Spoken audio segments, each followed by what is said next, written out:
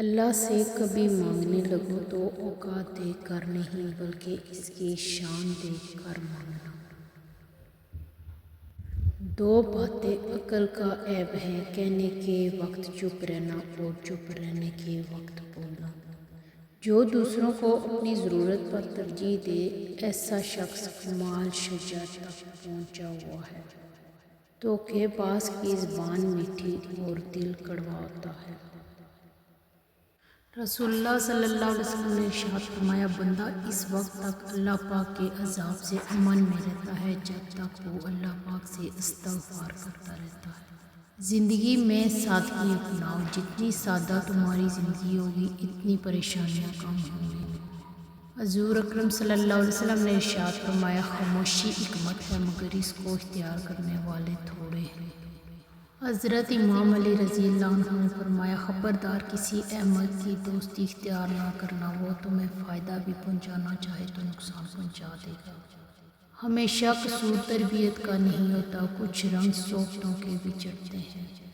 جہالت گہری نیند کی طرح ہوتی ہے، جگانے والے پر غصہ آتا ہے۔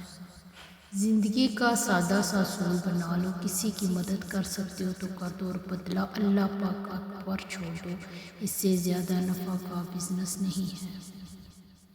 ایک بات پر ایمان رکھیں، جو انسان ہمارے حق میں بہتر نہ ہو، اللہ اس انسان کو ہم سے دور کر دیتا ہے۔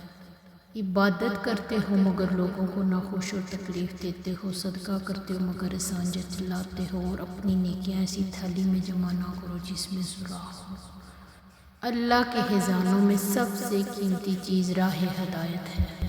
ہر آزمائش اللہ کا فیصلہ ہے اور اللہ کا ہر فیصلہ بہترین ہوتا ہے۔ خود کو سب سے بہتر سمجھ لینا یہ ایک ایسی بیماری ہے جو انسان کو کسی قابل نہیں چھوڑتی۔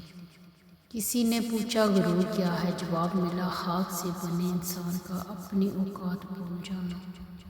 اگر تم قرآن کو آنکھوں سے دیکھو گے تو الفاظ نظر آئیں گے، دماغ سے دیکھو گے تو علم نظر آئے گا، دل سے دیکھو گے تو محبت نظر آئے گی، اور اپنی روح سے دیکھو گے تو تمہیں خدا نظر آئے گا۔